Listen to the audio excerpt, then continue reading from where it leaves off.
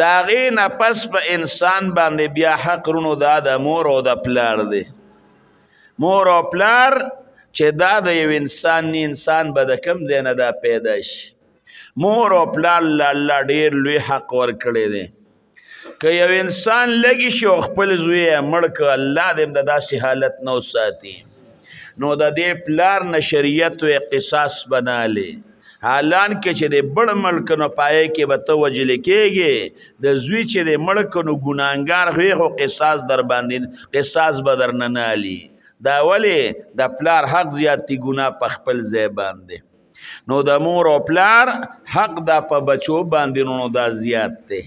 د ماشوم ته وګوره دا دونه رکوټې قطره او دا دونه رکوټې ماشوم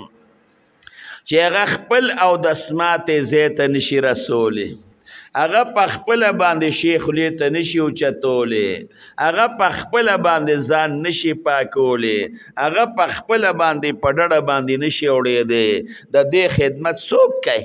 دا مور کوي او دا پلار کوي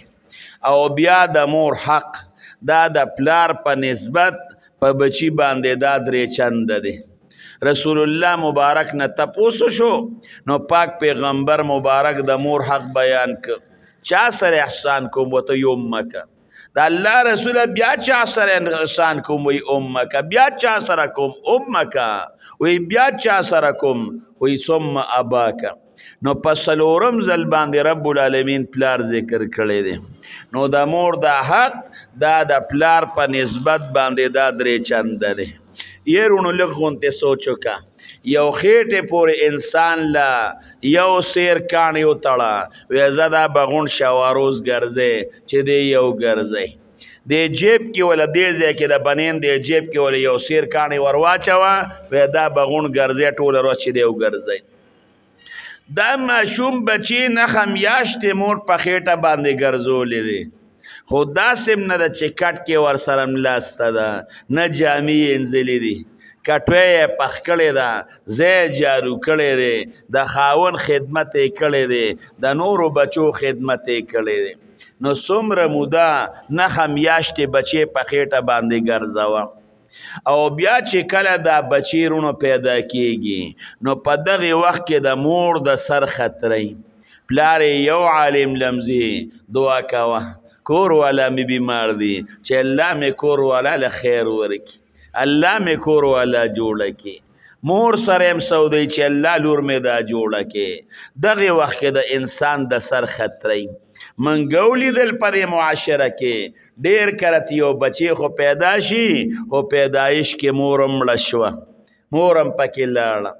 یو سړی واده کړو نو چې د واده تقریبا دا 9 میاشتې کال پوره شو نو د سړک په غاړه باندې ډیر زیات پریشان او خپه ناست یو مرګره په تیرېده وروره دا ولې دومره پریشان او خپه زمړ خپل کار کوا نه ولې دومره پریشان او خپه وی پریشان بنیم چې یا بدری شو درې او یا بدوجری شو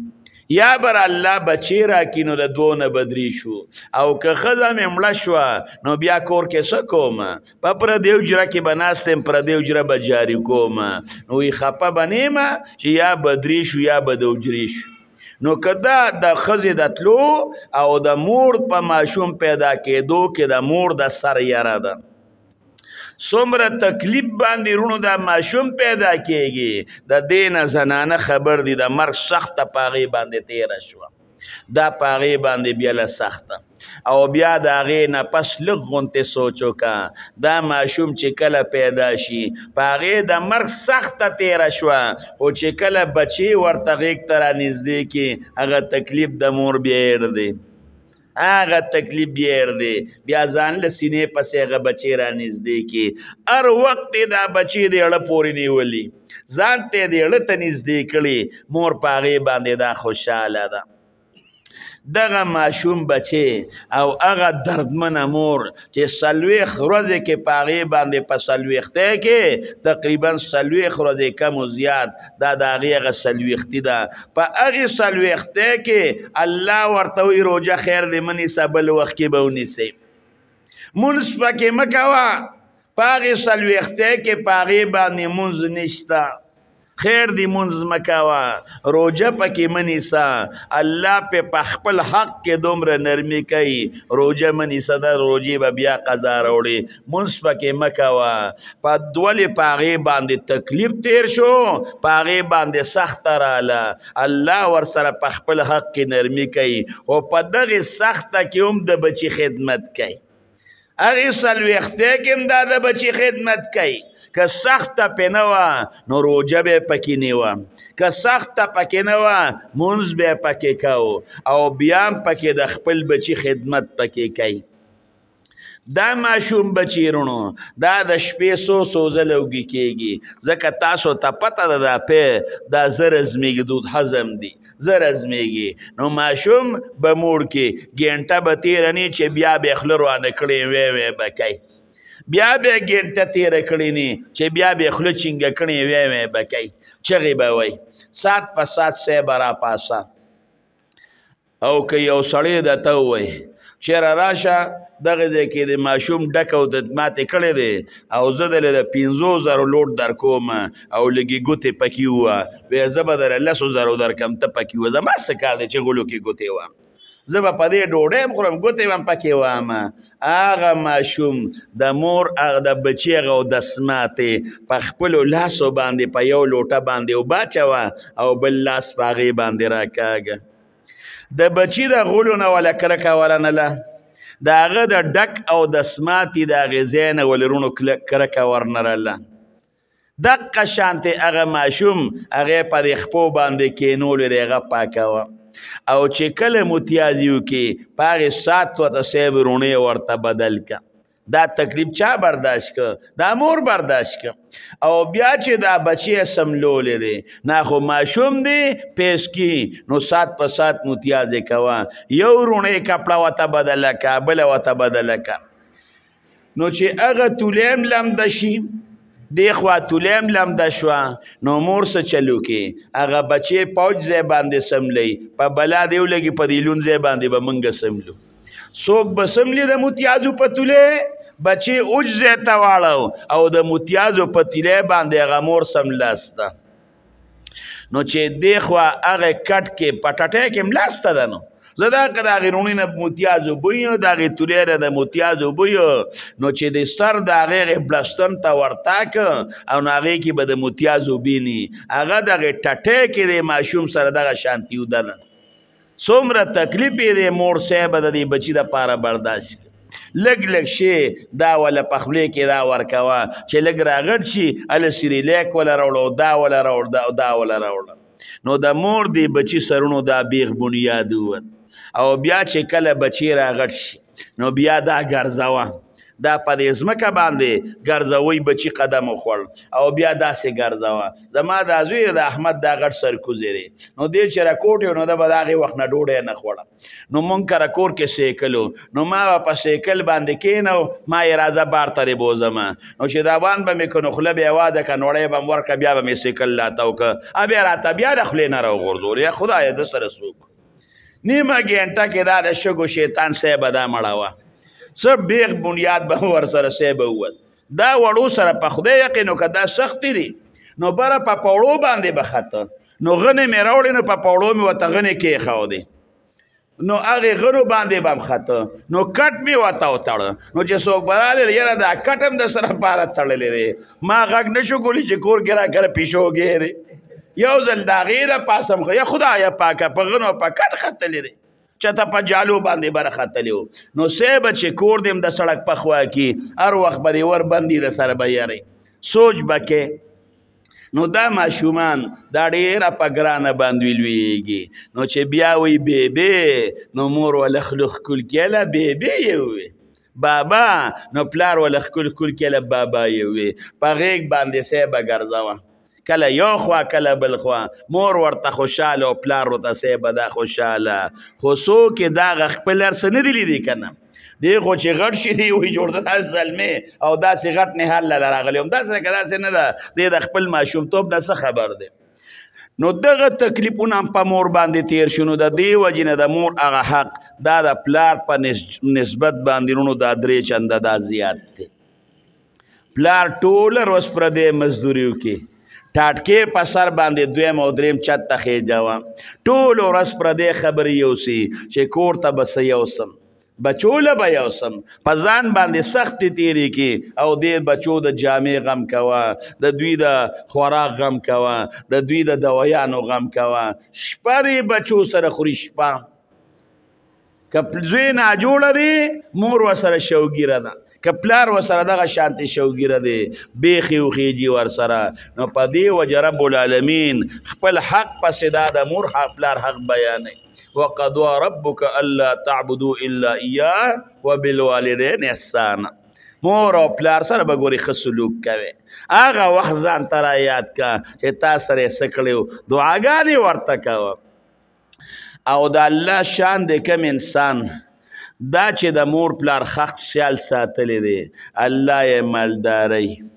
چې کوم انسان وایي چې زه د مالدار شمه هغه د پلار خیال ساتي هغه د مور خیال ساتي رب العالمین به دا مالداری د مور په خدمت باندې رب العالمین انسان له د دنیا مال او دولت هم دا ورکوي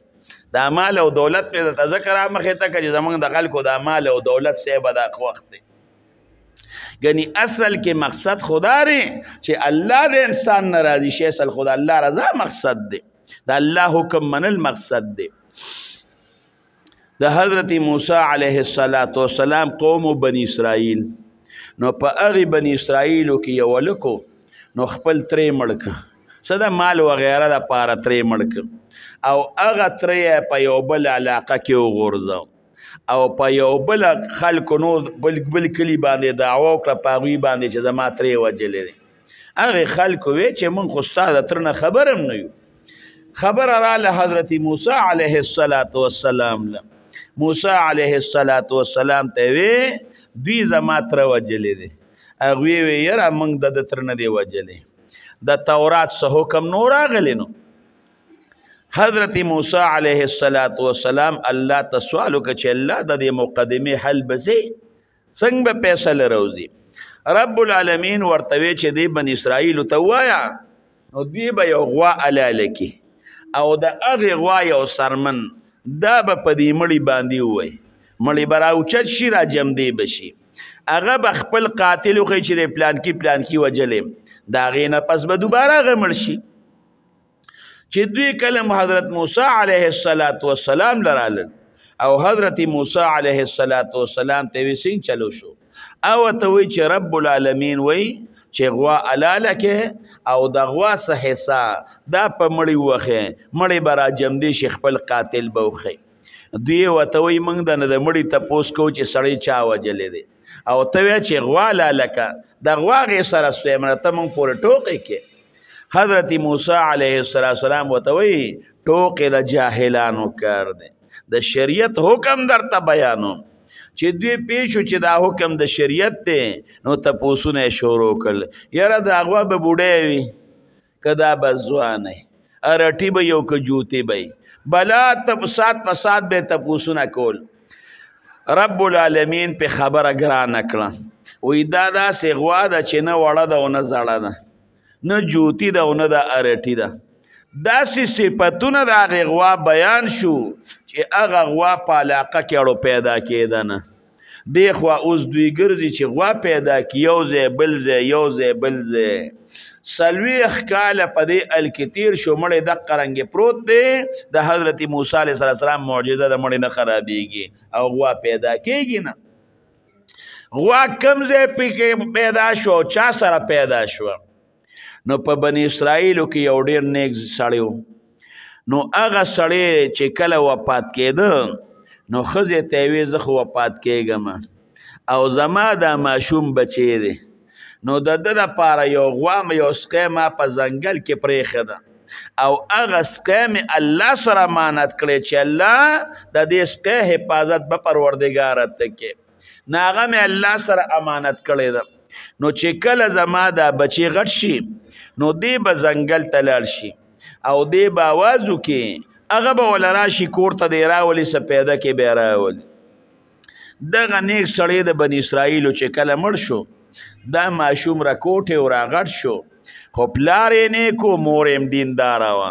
پخپل هم د دیندارو نه پیدا نو پخپل هم دیندارو عجز بخواری مزدوری کوله چې کله به څه وګټل نو هغه به 3 کړل یو حصه به په ځان باندې ولګوله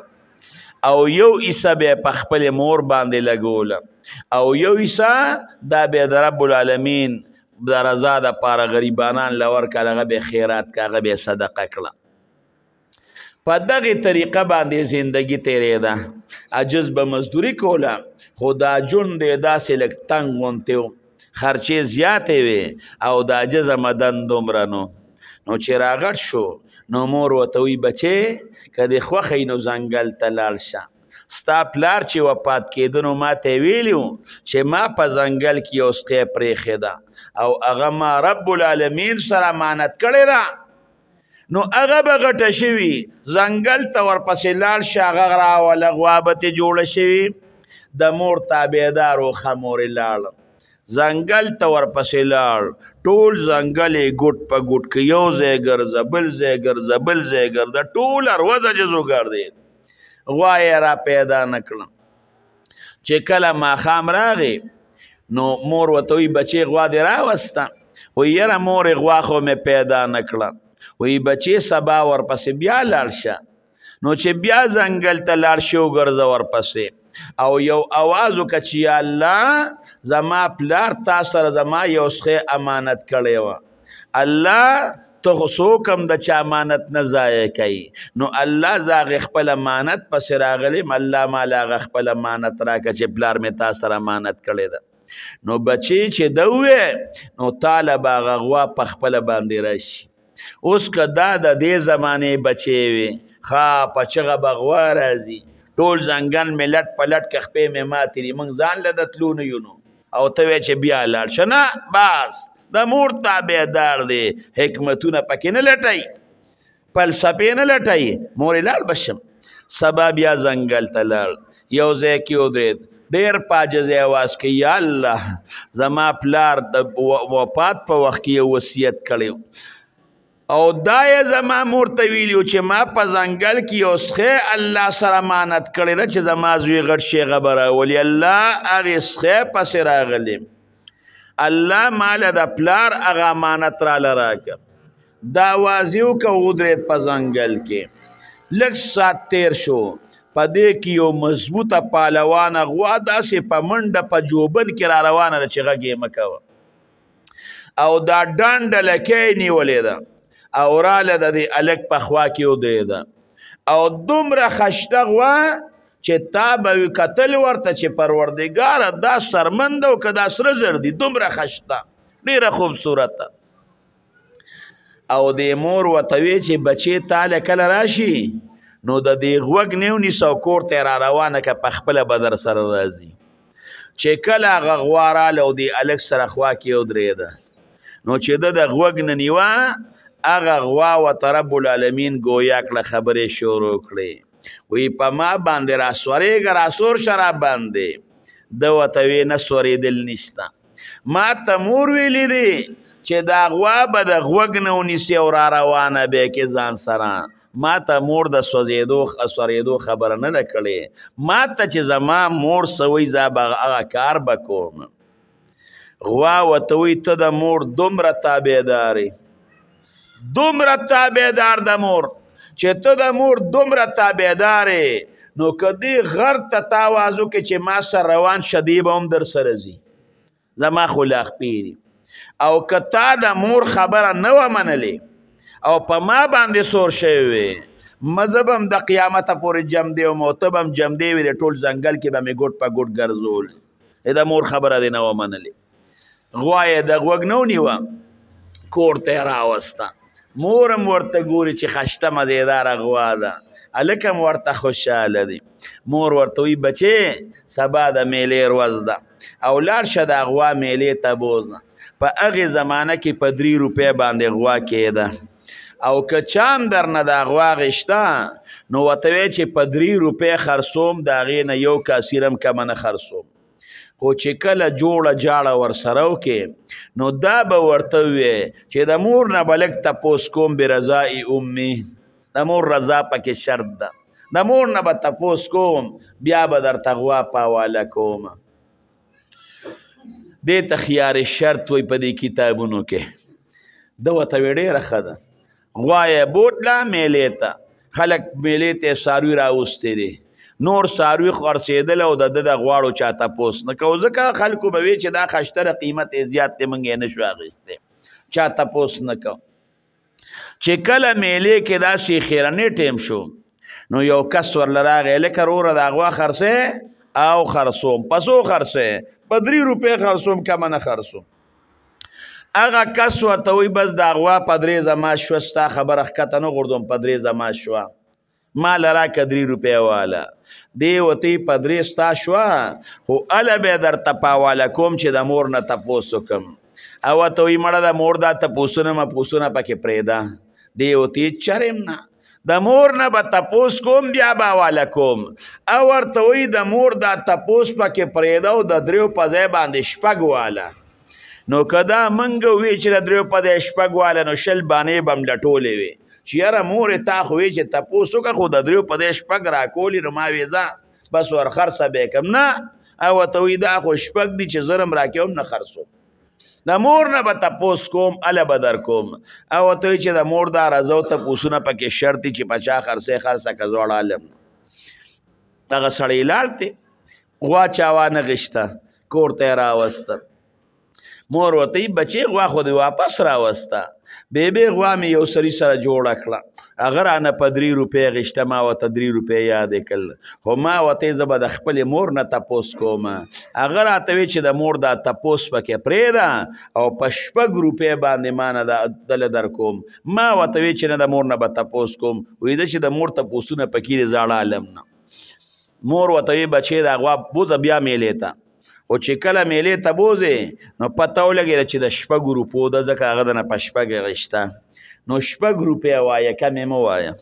خو چې کله جوړه خلاصه کې نو دا ورته وایه چې د مور نه به تپوس کوم بیا به درته سپارم. وایي ښه مورې. بیا چې دا غوا کله بوتله ځنګل ته،